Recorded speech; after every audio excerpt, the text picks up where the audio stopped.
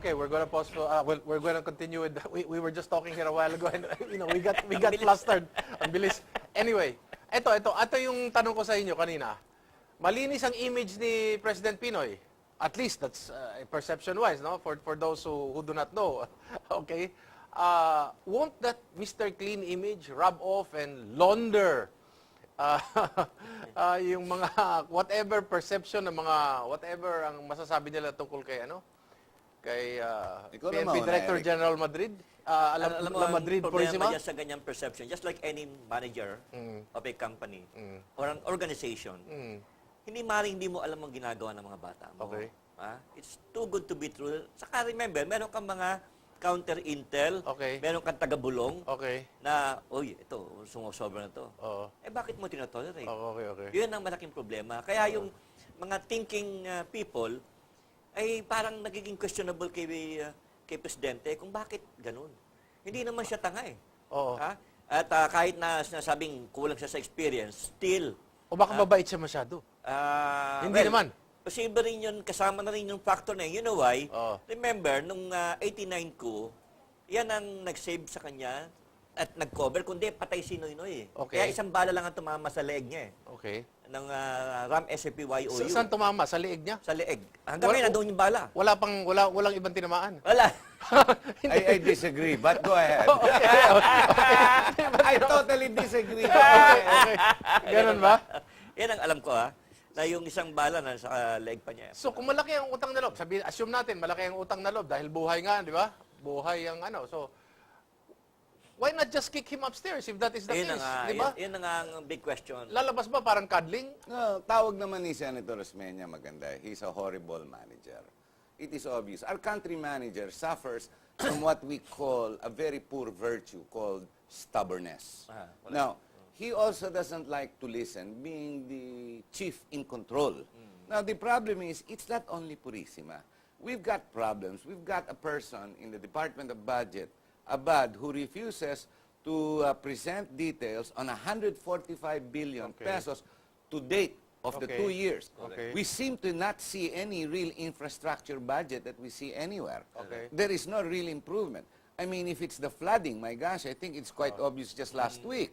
It is just getting worse. But it's not only Purisima. You've got Soliman, who failed miserably in Yolanda, together with Mar Rojas. Then you've got Pitilla, who's now asking for powers because he slept for the last 4 years, emergency powers.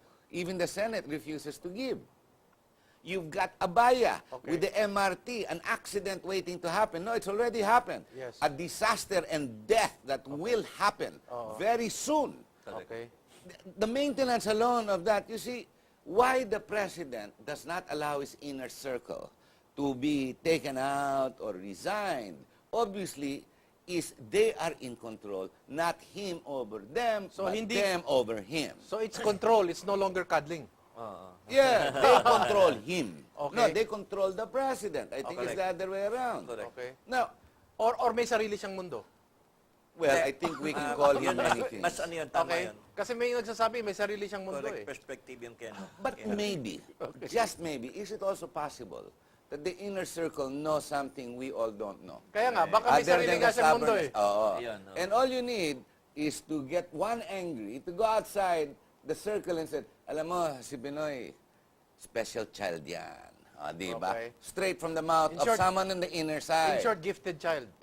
Special child. The gifted, ginamit ako ng Special. gifted child. No, because it's been coming out, especially after coming back from Boston. And what you need there Diba, is the just report. a series of signatures from cabinet members to certify that. Wala na. And I think he's in a rut. He can't control them.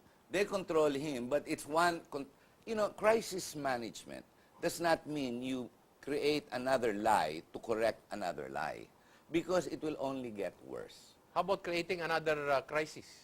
That's possible. Pwede yun. Yeah, which is what we're seeing. Which is why we have Binay, Vice President Binay. Possibly. Do you think that's the reason? That's a totally different subject. Do you think Vice President Binay was incidental, accidental, intentional, and it's helping other collateral issues? I would rather call it strategic.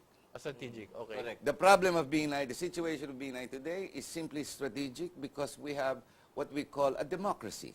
Okay. In American democracy, this is nothing. This is normal. Normal, yeah. This is what you see 2-3 years before. If you want to run for office, you better learn how to throw stones. But you also better learn to accept these stones because you, like your enemies, all live in glass houses. Okay. Now, if you don't, bring out the biggest stones. Ngayon, Problem is, everybody lives in a glass That's a house. good one. Di ba? That's a good Ngayon, one. for example, the people of Vice President Binay comes to you and says, Mr. Tambuadco, we're having a brainstorming here. We need some few inputs. Interesting. Inputs. And Mr. Eric San Juan, can you give us some few inputs? Maybe there might be certain corners in the room that we were not able to cover. So maybe what can you help us with to gain more points? Although the Vice President is still admittedly mataas pa rin ang rating niya, no? Although, but in the past 3 months daw, based on those ratings na bumaba, according to one newspaper or one magazine, that's about 5 billion votes. And then Governor Joey Salceda talks about granular erosion if the Vice President fails to confront these issues. No? So, sasabihin ng mga tao niya, yung inner circle niya, please help us. What can you contribute? Well, for me, Jojo is my friend, no? Has been texting me, calling me in the past. But when end of last year, when I talked to him and told him about the problems that will be coming, and suddenly, he never called back again. Okay. Yan ang problema. Pagka ikaw, masyado ka naniniwalang magaling ka na, you control everything just like what Marcos did before, wala siyang pinapakinggan na iba, kundi yung sarili niya. The Pinoy syndrome? Yan ang problema ng isang leader na hindi marunong tumingin. Plus, eto na, nung malaman ko na within itong year na to, mga siguro May or June, I told kita about itong mga expose coming in. Inunahan mo na. Inunahan ko na, sinabi ko na kay Kit eh. Lalabas ito lahat. Sabi ko, wala. Sabi ko, tinanong mo ba, sinabi mo ba kay BP yan? Oo, pero wala. Wala lang. No reaction? No reaction yan. Quiet lang daw. Okay. So, paano mo tutulungan yung ganyang tao? Okay. Yan ang malaking problema. Tapos ngayon, magda-damage ka crisis, magka-crisis, magda-damage ng control ng crisis, parang hindi nakakayanin. Hindi ba kakayanin? Hindi nakakayanin eh. Dahil the mere fact na ang dami pang hindi lumalabas eh. Nabanat. May lalabas pa. You're trying to Marami. say, wag mo muna sasabihin yun. Harry, how do you see this? Well, how could I How would you help him? Yeah, how could I help? In short, this is a helping VP session. Binay? Helping session, Yeah, ito, yeah. helping session. Sige. Well, first thing I would do is I would begin to do acts in good faith for the people. Okay. I would first immediately resign my family from any and all government position to show truth and ability to lead with morals, with You mean moral to say, pati standing. yung senador, pati congressman? Lahat, my family down because Except me, of course. well, don't forget, I'm mad against dynasty. No, yes, for him, because after all, Pero hindi siya kasama. Yung mga pamilya lang niya. but let's look at all 4 or 5 of them, including his wife. The competent leader Okay. is basically the VP. Okay. Not the son, not the daughter in the Senate, neither is the daughter, and neither is Doctora. Okay. Now, while they may have been placed in positions of power, getting the mandate from the Makati Oh, yun. They resident, will say, we were voted. O, ganun. simply because the VP is there. Take the VP out, there is no such thing as the Binay family. The leadership, the competence is with this guy. Now, if we were to put Binay versus Pinoy, the competence without, the perception of the people, I'm sure, in general, is with Binay, not with the country manager today. Okay. Now, the problem is, he is hit and burdened and saddled with one. The very biggest thing for me is first, his family, dynasty.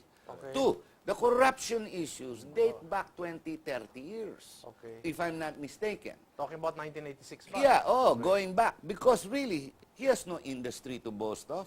The Binays are no aristocrats. Okay. Now, the wealth began, obviously, when they came up. Okay. Given the competence of VP Binay, I believe he will be able to address it, but he needs to show an act of good faith. Because somebody threw bad-smelling stuff on him. Now, before he says, I'm cleared of that, I can clean it, You want strategic? One, show that you are honest, moral, virtuous, and you can stand up as the leader that you perceive yourself and the people perceive you to be. Okay. Do one immediate striking move that will blow everybody away. That's one strategy. Okay. Then we begin to work on it. Now, the idea is to get it off the Senate. Now, if you do that, maybe the Senate might let go. If the Senate lets go, sub judice, no one talks about this. It will go to the courts. How Once about- it's in courts, you have no more problem. Correct me if I'm wrong. You hit something on the nail, Harry, no? The president says, I'm rethinking my position about running for president. Will that get the case out of the Senate? No, all the more they will hit it. Ganun ba? Because you're sitting duck. Correct. Hindi, kasi- Alam mo, when you have an enemy that is down, you're only good guys walk away and say, tama na pare. Oh no, the coup de grace until you're out, the last nail. You're saying these are sharks that have, Oh, of have smelled course. blood? They are not where they are if they were not sharks. Because sabi daw nila, this is all about 2016. So pag sinabi niya, well, I'm rethinking my position about running for president. It don't matter. They It will won't still matter. go after him. They will still go after Plus, him. remember, maaga pa eh. Oh. Okay. Aren't you Maaga. wondering why it's so early Oo, ang na nilabas aga nga. yung mga expose?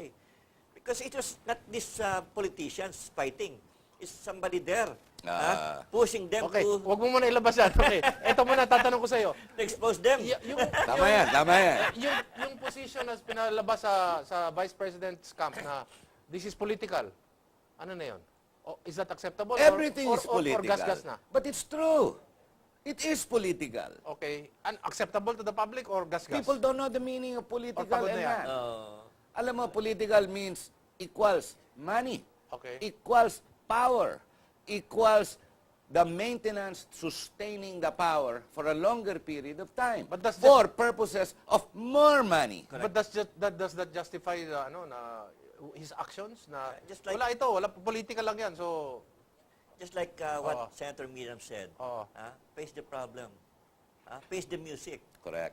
Confront these people accusing you. okay. Plain and simple common sense. Crisis management, the first thing, 101, crisis management 101, confront the truth.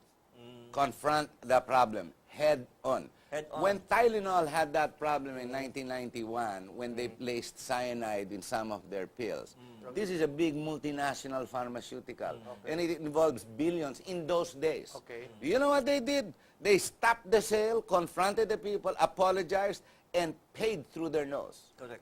4 or 5 years later, they came back up. Today, they're back on top. How about what they're doing now? Vice President Bina is going all over the country, doing this, helping that, getting in touch Inadequate. with It will the... not solve the problem. Yeah, inadequate. Kulang pa rin? Of No, course. not enough.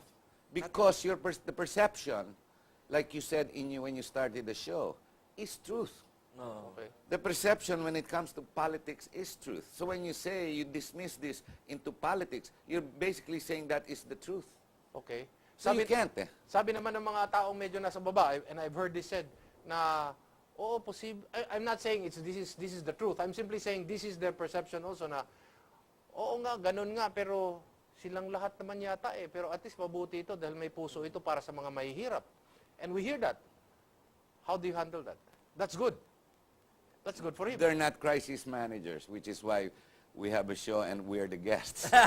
Crisis management is the ability to tell the truth, to sway it, to give it a different slant, to allow him breathing room is not our business. You asked us here to look for a solution for this man to help him. Okay. And the solution, no matter how hard a pill to swallow, he needs to swallow. He may have water after it. Okay. He need not swallow it dry, No. but he still needs to swallow it. That's why we're fighting truth decay. Hindi na- yeah, exactly. It's truth decay. So now, here, I will leave you with these questions, and then we'll have this break again. All this is happening because the president has consented to it, has quietly covered his eyes, and is allowing this to happen. I mean, you have dilemma there. The accusers have become part of the witness protection program. And besides, if the president really wants to protect you and wants to protect, like for example, Secretary Abad and the like, and like Purisima, you know he can do it. So my question is this happening to Vice President Binay actually because there is an implicit permission from the palace or from President Pinoy when we return.